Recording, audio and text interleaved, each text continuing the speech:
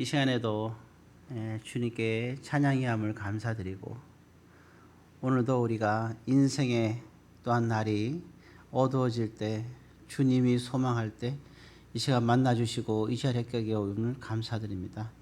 오늘도 말씀으로 주님의 귀한 은혜의 시간이 되게 하옵소서. 예수님의 이름으로 기도드립니다. 반갑습니다. 오늘 그 말씀의 제목이 한 3번 정도를 제가 생각하면서 이제 바꿨는데요. 누가복음 15장 하면 우리가 보통 잘 아는 탕자 이야기, 뭐 연극도 많이 하고 그러죠. 아버지가 있고 그 다음에 두 아들이 있는데, 둘째 아들이 아버지한테, 살아있는 아버지에게 유산을 미리 달라 그래가지고 또 유산을 잘 받아갔고요. 또 그래갖고 살림까지 다 차려줬더니, 근데 문제는 뭐냐면 잔술게 심하잖아요. 다 버렸더니 또 마음대로 쓰게 되면, 이놈아 어디다 썼니? 또 그리고 또 이상한 데 쓰게 되면 이게 뭐야? 카드 대역 보면서, 그 당시엔 카드도 없었지만 그잖아요. 안 되겠다. 아버지로 떠나서 마음껏 써오자 하고 이제 멀리 가서 이상한 데 써가지고 상상에 맡기겠어요. 그래갖고 다 돈을 날리고 이제 아버지께로 돌아와서 하는 그러한 내용들입니다. 그래서 보통 사람들은 둘째 아들을 탕자라고 얘기하죠. 거기에서 또 아들이 돌아오니까 이제 너무 잘해준단 말이에요. 그렇게 못되게 돌아왔는데 첫째 아들이 막 신경질도 막 내고 그런 장면이 나와요. 그래서 둘째 아들, 그렇게 첫째 아들과 아버지가 얘기하는 장면으로 마무리 짓는 이야기가 오늘 탕자 이야기입니다.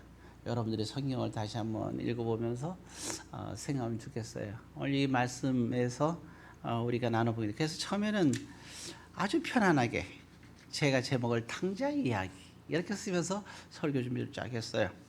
그러다가 이제 말씀을 쭉 준비하면서 용서와 사랑이라는 제목으로 조금 수준 있게 제목이 바뀌게 됐어요. 자, 그리고 이제 이제 제목이 이제 최종적으로 바뀌었는데, 여러분 주부를 보시면 알겠지만 두 가지 사랑, 한층 더 이게 세련되고 고급된 이런 질문으로 제목으로 나누게 됐습니다. 그래서 이 두 가지 사랑, 두 아들과 하나님과의 관계에서 있었던 내용들입니다. 그래서 먼저는 오늘 이게 그 둘째 아들, 그 허랑방탕한 생활하고 온 아들이 둘째 아들이거든요. 근데 그리고 둘째 아들에 대해서 말씀을 나누고 또 첫째 아들에 대한 내용을 서로 이제 나눠야 되는데, 생각을 해보니까 둘째 아들 하다 보니까 첫째 아들을 더 못할 것 같아서 그래서 순서를 첫째 아들에 대한 말씀을 좀 더 먼저 나눠봐야겠다 생각을 했어요. 그리고 둘째 아들은 오후 예배 때 말씀을 나눠야겠다 생각을 해봤습니다. 근데 오늘 찬양을 들으니까 제 둘째 아들이 생각이 나는 거예요. 쓸쓸할 때, 어두워질 때, 막 이럴 때 뭔가 맞는 건 둘째 아들이에요. 그 유혹을 물리치고 원래 계획대로 첫째 아들의 얘기를 먼저 하길 바랍니다. 자, 그러면 이제 첫째 아들에 대해서 먼저 말씀을 나누도록 하겠습니다. 그 보면 우리 가만히 생각해 보세요. 이게 실족이라는 거. 자, 착한 사람하고 불량한 사람, 이 착하지 않은 사람, 말이 좀 이상하죠. 저 인사를 안 했네요. 자, 우리 서로 존엄간에 인사합시다. 아버지의 두 가지 사랑을 베푸는 성도가 됩시다. 인사하시 바랍니다.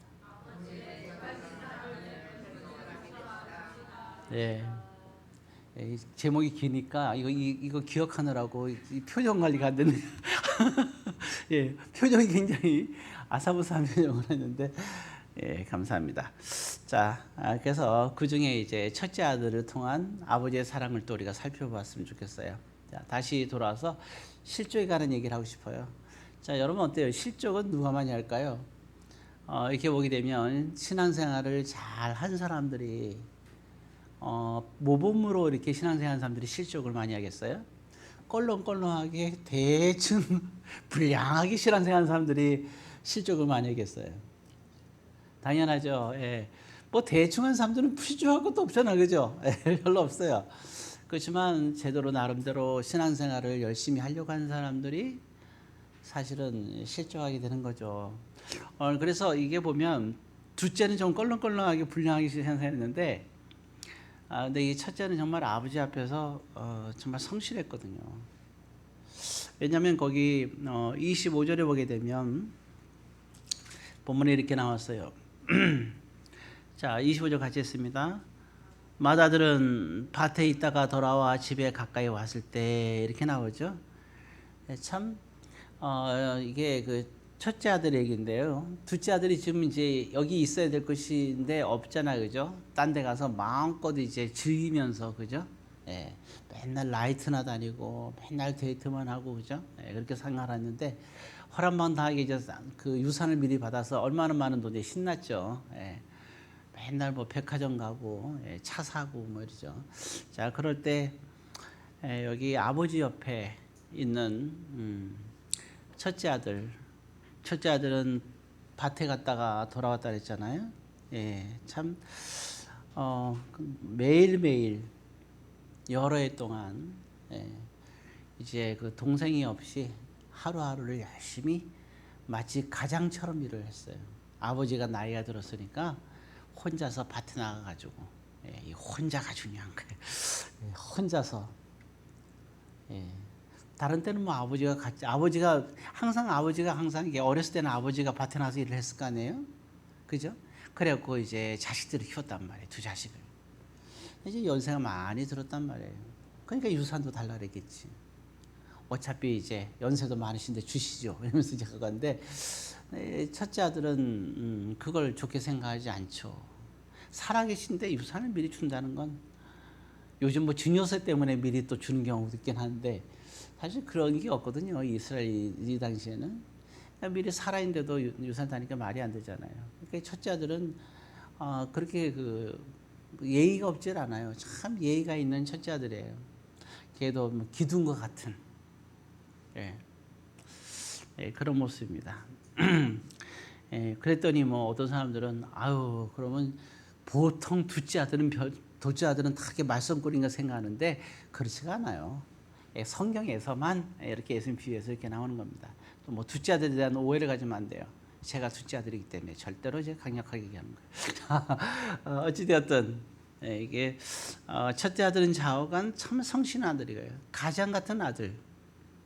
정말 아침 일찍 밭에 일하는 사람들은 정말 일찍 나가거든요. 정말 일찍 나가요. 이렇게 나가고 특히 전기도 없을 시대에는요. 등불 예수님 비유에 보면 등불 얘기가 나오잖아요. 그러니까 등불로 생활하던 사람들이 대부분 농사인 사람들이죠. 그러니까 전기가 없어서 참 잠도 일찍 자요. 새벽같이 일어나요. 제가 가운데에서 농사인 데서 많이 있어봐서 어렸을 때 알거든요. 정말 일찍 일어나요. 저보다 더 일찍 일어나요. 그래서 이렇게 일찍 일어나서 이제 아주 일찍 나서요. 이제 가서 밭에 나가서 일을 하는 거예요. 그리고 해가 질 때쯤 되었고 이 아들은 돌아오는 장면이 여기 보면은 25절에 또 나와 있는 거예요. 예. 그리고 항상 이 아들은 정말 얘기했지만 어떤 아들이냐? 29절에 보게 되면 이렇게 얘기하고 있어요. 자, 29절 앞부분만 같이 했습니다. 아버지께 대답하여되 내가 여러 해 아버지를 섬겨 명을 어김이 없거늘. 이렇게 나왔죠? 정말 아버지께서 뭐 하라 그러면 불효 부모 사후해라. 부모가 죽으면 후회할 짓을 하지 말라는 뜻이거든요. 살아있을 때 잘하는 뜻이에요. 근데 정말 그 첫째 아들은 그런 거예요. 하나님께서 그랬잖아요. 부모를 공경하라고. 그죠? 모세 때부터 가르쳤잖아요. 부모를 공경하라. 지난주에도 있죠. 부모를 경혈이 가볍게 여기면 안 된다 이런 말씀 드렸잖아요. 정말 이 첫째 아들은 부모를 참 공경했던 거예요. 그러니까 얼마나 잘했어요. 그래 안 그래? 정말 이게 효자 중에 효자 아니에요? 그리고 믿음으로도 얼마나 잘했어요. 하나님께 말씀 순종해서 부모를 공경하고 정말 가정에서 정말 이게 나무랄 데 없는 이런 아들인 거예요. 그런데 이 아들이 실족하게 되는 거예요. 너무 화가 났어요. 예, 그래 적이 없었어요. 그랬던 적이. 이제 28절에 보게 되면 너무 화가 난 나머지 이렇게 나오죠. 28절 같이 읽어볼게요. 그가 노하여 들어가자 하지 아니하거늘 아버지가 나와서 권한대 이렇게 나왔죠. 보니까 아까 얘기했잖아요. 그 둘째 아들이 참 이렇게 못했었잖아요, 그죠? 막 그래갖고 유산도 받고 다 돈 다 쓰고 거지가 돼갖고 돌아왔단 말이에요, 집에. 아버지가 너무 괘씸한 거예요. 첫째 아들이 볼 때는 자기 동생이 사람같이 취급하지 않고 내 동생은 아예 죽었다고 생각하는 거예요. 이런 동생은 필요가 없다. 그런데 돌아왔고 잔치가 벌어져 있는 거예요. 아니 야단은 못 칠지언정 내쫓지 못할지언정 야단을 치고 이렇게 보니까 너무 화가 나니까 지금 여기서 그리고 다 거기서 잔치를 벌이고 있는 거예요. 그럼 첫째니까 장자잖아, 그죠? 그럼 아버지 입장에서는 이제 그 둘째가 돌아왔으니까 너무 기뻐서 잔치를 베풀었는데 그럼 그 잔치에 있어야 될 사람이 누구겠어요? 아버지가 생각할 때. 그렇게 아버지를 존경하고 그 집에 가장처럼 일하고 정말 아버지의 말이라면 그렇게 공경했던 아들. 그 아들이 같이 와서 일하고 돌아왔으니까 빨리 와서 같이 음식도 먹고 하면 좋잖아요, 그죠? 아버지 입장에. 근데 이 첫째 아들은 여기 있잖아요. 화가 나서 그 잔치에 들어가질 않고 있는 거예요. 바깥에서. 너무 화가 난 거예요. 노하였다. 실족한 거예요. 낙심하게 된 거죠. 예. 자, 근데 당연히 화가 날 수밖에 없잖아, 그죠? 예. 첫째 아들에서는. 그리고 또 보게 되면 여러분들이 이제 29절하고 30절을 보면 이제 그 첫째 아들이 한 얘기가 있어요. 그런 거예요. 왜 차별하냐고 그래요. 아버지 왜 저를 차별하세요? 저는 아버지 말이라면 다 들었고 나는 매일매일 열심히 일하고 정말 아버지를 위해서 내가 다 했잖아요. 그렇죠? 보니까 다 했잖아요. 나는 얼마나 열심히 했어요. 단 한 번도 아버지를 서운하게 한 적도 없고. 첫째 아들은 그런데 아버지는 내 친구들을 위해서 나와 내 친구들을 위해서 정말 염소 새끼 한 마리 잡아갖고 잔치해 준 적도 한 번도 없잖아요. 내 생일 때도 마찬가지고. 그런데 동생이 이렇게 하고 왔는데 살찐 송아지를 잡아가지고 잔치를 베푸다니요. 내가 뭘 이렇게 잘못했는지 왜 이렇게 차별하세요? 이 첫째 아들은 실망한 거예요. 자, 이렇게 참, 자, 이 정도, 그러니까 이 첫째 아들은 마음에 실족할 만해요, 안 해요? 할 만하죠. 공감이 갑니까? 예, 뭐 안 가는 분들은 어쩔 수 없는데 저는 공감이 가요. 예, 정말 속상한 거예요, 이렇게. 어디든 그래요. 가정에도 이런 경우가 있고요. 또 이렇게 교회 공동체에서도 마찬가지고 믿는 자들을 하나님 믿는 자들도 마찬가지인 거예요. 이런 불만들이 꼭 있어요. 이런 비유가 하나님의 나라에 대한 얘기를 할 때 나오죠. 포도원 품꾼 얘기를 아시잖아요. 거기 보게 되면 아침부터 일 끝날 때까지 하루 종일 정말 첫째 아들처럼 일한 사람들이 있었어요. 근데 와고 겨우 몇 시간만 일한 사람이 있는 거예요. 근데 가만히 보니까 그 주인이 몇 시간 일한 사람한테는 하루 종일 일한 돈을 주는 거예요. 그러니까 이게 처음부터 일한 사람들은 기대가 되잖아, 그죠? 아니 몇 시간만 일한 사람들한테 그 하루 종일 일한 이걸로 한 데나리온인데 하루 종일 일한 사람 돈을 준 거예요. 그럼 우리도 뭔가 좀 더 혜택이 있을 거라고 생각했는데 딱 앞에 섰더니 똑같이 주는 거예요. 불만이 생겨 안 생겨요? 속상하죠. 이게 여러분 속상한 거는 실적은요. 제대로 일한 사람이 속상한 거예요. 그렇죠?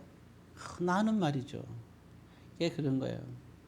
나는 아버지가 사랑하는 첫째 아들, 자식인데 어찌 나한테 이럴 수가 있어요? 이런 생각을 하는 거예요. 자, 이렇게 속상할 때 이제 아버지는 그럼 어떻게 해야 될까요? 첫째 아들 사랑하겠어요, 안 하겠어요? 사랑하죠. 그럼 사랑할 때 여러분들이 생각할 때는 어떻게 해야 된다고 생각하세요?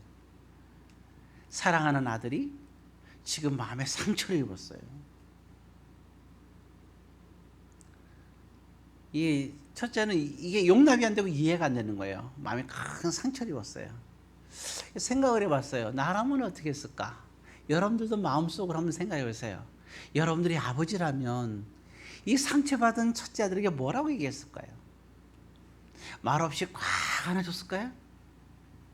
아들아, 내가 잘못했다 이럴까요? 안 그러면 내가 너를 사랑한다, 내 아를 좀 이해해다오, 이럴 수도 있잖아요. 예, 마음이 좀 복잡하죠. 네. 자, 그런데 이럴 때 아버지가 첫째에게 어떻게 하느냐, 이게 되게 중요한 관건입니다. 이렇게 합니다. 뭐라 얘기하느냐? 32절입니다. 자, 아버지는 과연 어떻게 했는가? 예수님이라면 어떻게 하셨을까? 예수님의 비유 속에 나는 이렇게 했다, 이렇게 얘기하는 거니까요. 같이 있습니다. 이 내 동생은 죽었다가 살아났으며 내가 잃었다가 얻었기로 우리가 즐거워하고 기뻐하는 것이 마땅하도다 하다 하니라. 자, 뭐라 그랬어요? 여러분 전혀 엉뚱한 얘기를 하세요. 자, 이제 내려놓고요. 예, 그거 볼 때가 아니에요. 중요한 얘기를 들으셔야 돼요. 전혀 엉뚱한 말씀하세요. 뭐라 얘기하느냐? 그렇게 슬퍼하고 있는데 정말 그렇게 열심히 실조하고 낙심하고 있잖아요. 그런 아들에게 뭐 다른 얘기 하나도 없어요. 다 한 가지 뭐예요? 즐거워하고 기뻐하라. 왜 그랬을까요? 왜? 나중에 찾아보시고 아시는 분들은 아실 거예요. 데살로니가전서 5장 16절에 보게 되면 뭐라 나왔어요? 사도 바울이 항상 기뻐하라. 그러면서 18절에 이렇게 얘기하고 있어요. 이것이 그리스도 예수 안에서 너희를 향하신 하나님의 뜻이니라. 역시 예수님입니다. 역시 지혜로운 아버지. 사랑한다, 그를 위로하고, 그게 중요한 게 아니라 정확하게 그 상황에서 하나님의 말씀대로 얘기해 주는 거예요. 언제 기뻐하라? 항상. 이제 한번 실족하니까 제일 먼저 뭐가 날아나가요? 뭐가 나에게서 날아가요? 네.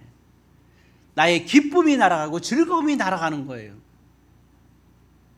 이거를 얘기하는 거예요. 우리가 중요한 것은 때로는 낙심될 때, 때로는 화가 날 때, 때로는 어떤 일이 잘 안 될 때, 그리고 내 뜻대로 안 될 때, 이건 아니야 이런 생각이 들 때, 그죠? 우리가 직장에서 상사나 밑에 사람 때문에 내가 분노가 올라올 때, 아니면 교회에서 공동체에서 내가 상처를 입었을 때, 뭐가 날아가요? 우리의 기쁨이 날아가는 거예요. 그럴 때 우리는 뭘 얘기해요? 우리는 말씀을 가지고 얘기하는 거예요. 이 말씀은 주님의 뜻이잖아요. 그게 뭡니까? 그것은 너는 즐거워하고 기뻐하라. 왜? 이것이 아버지의 뜻이고 하나님의 뜻이기 때문인 거예요. 정말 그래서 좋은 아버지는 안아주고 토닥토닥 그랬을 거예요. 훌륭한 아버지는 하나님의 말씀으로 그에게 계획해 주는 아버지가 훌륭한 아버지예요. 그 순간에는 안아주는 사람이 좋을지 모르지만, 물론 안아도 좋겠죠. 그러나 안아주기 전에 먼저 뭐가 중요해요? 즐거움과 기쁨을 회복시키는 게 중요하죠. 왜? 하나님이 우리가 즐거워하고 기뻐하기를 원하시니까. 여러분들의 일주일 삶 속에서 오늘 이 자리에 올 때까지 여러분이 즐거움과 기쁨을 잃어버린 상태에서 이 자리에 있다면 하나님의 뜻을 우리는 저버렸고 살았던 거예요. 이걸 우리는 회개해야 되는 거예요. 아, 나는 기뻐하고 즐거워하지 못했구나. 하나님의 뜻이라 그랬잖아요. 첫째 아들은 가장 중요한 걸 놓친 거예요. 지금까지 너무 잘해왔어요.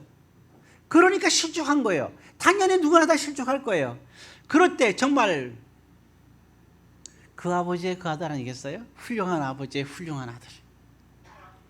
그 말을 했을 때 아들은 오히려 위로가 됐을 거예요. 그래서 참 이것이 중요한 거예요. 그래서 마태복음 11장 6절에 보게 되면 이런 말씀이 나왔어요. 자, 빨리 찾는 분들만 보겠습니다. 같이 읽을 거니까 잘 들으시면 됩니다. 마태복음 11장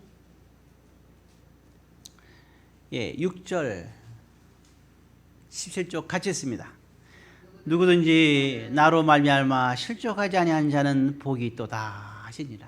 여러분, 자, 말씀이 예수님이고 하나님의 뜻이죠.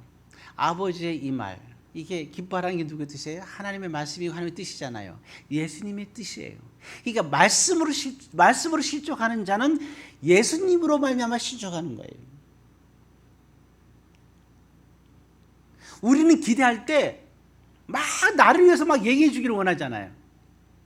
자식의 입장에서는, 그죠? 나의 변명을 들어주기를 원하잖아요.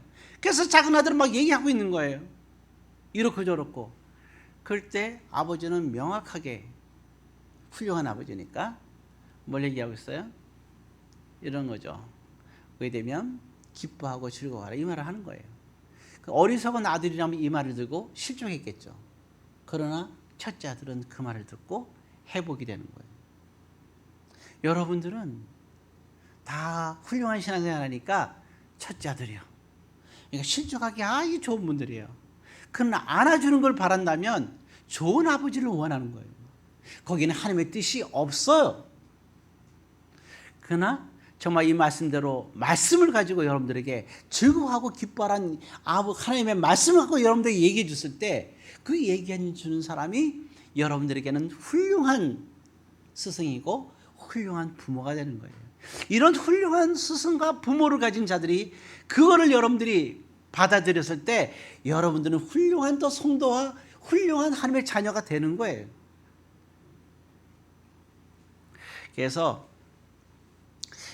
여러분 정말 이게 아들에게 어때요? 아버지는 말씀으로 권면한 거죠. 그래서 이 말씀의 권면이야말로 최고의 사랑이에요. 사랑의 끝이에요. 왜 그런지 아세요?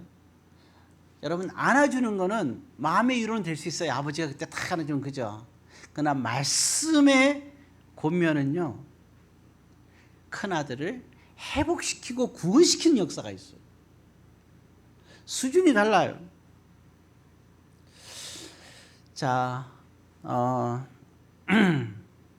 그러니까 정말 그렇죠. 우리가 항상 우리도 생각할 때 그런 거예요. 때로는 우리가 첫째 아들의 입장에 있을 수도 있고, 또 어떨 때는 우리가 아버지의 입장에 있을 수도 있어요. 그렇잖아요. 제가 여러분들이 볼 때 말을 할 때도 마찬가지예요. 어떨 때는 보면 하나님은 사랑이시라는데 뭐 이러면서 얘기할 수 있어요. 그러나 때로는 말씀으로 그게 하나님의 말씀 뭐라 해서 교훈도 되고 책망도 되고 있잖아요, 그죠? 그럼 때로는 제가 말씀으로 권면할 때가 있고, 또는 제가 여러분들에게 책망을 한다면 그게 뭐예요? 말씀으로 여러분들에게 사랑으로 최고의 사랑을 주는 거예요. 왜? 그 말씀을 받아들일 때 회복과 그리고 구원의 은혜가 있는 것이기 때문인 거죠.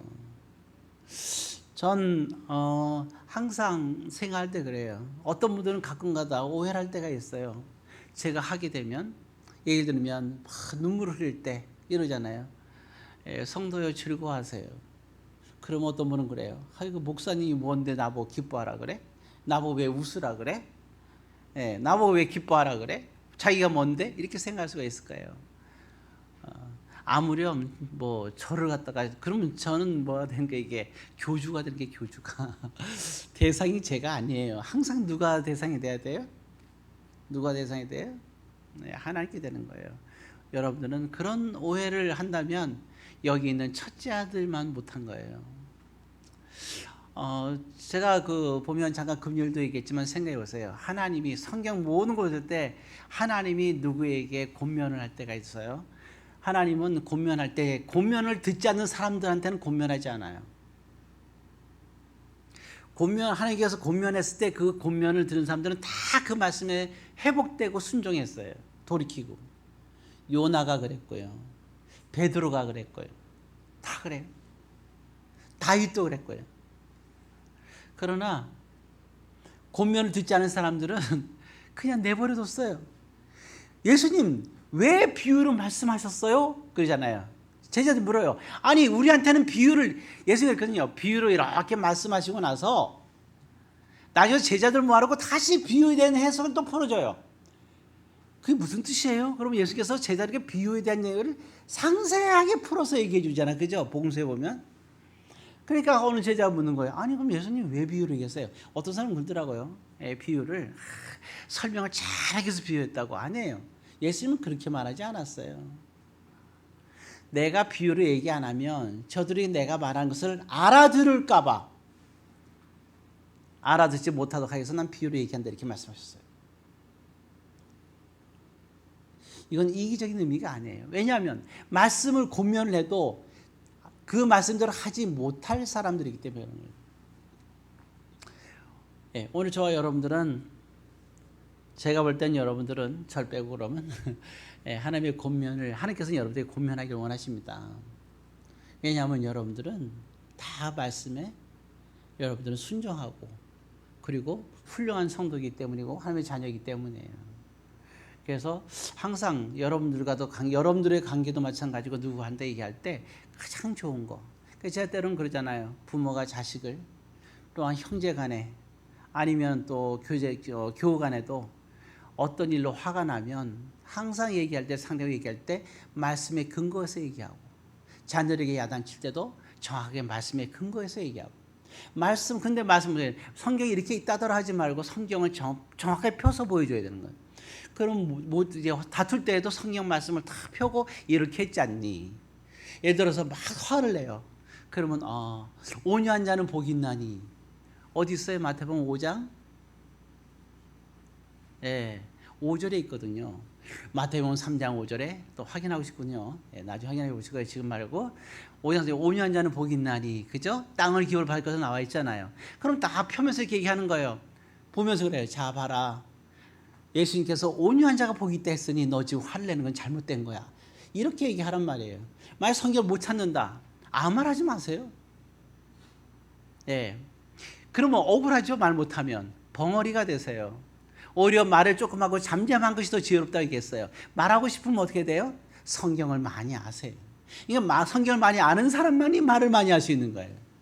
여러분들은 화가 난다. 그럼 그 즉석에서 말 못해요. 왜? 성경을 모르니까 어디가 돼? 가서 당장 성경을 찾아야 되는 거예요. 하루 종일 찾아서 그 다음날 따지세요. 성경을 못 찾으면 찾지 마세요. 화를 내려면 성경을 찾은 다음에 화를 내세요. 그래서 여러분들이 항상 말씀에 근거해서 여러분들이 얘기해야 됩니다. 억울해도 어쩔 수 없어요. 자, 이제 말씀을 마치겠습니다. 항상 가장 훌륭한 훌륭한 아버지가 되시고 훌륭한 첫째 아들이 다 되시기를 주의 이름으로 권면드립니다. 기도하겠습니다. 사랑의 아버지 하나님, 이곳에 모인 주의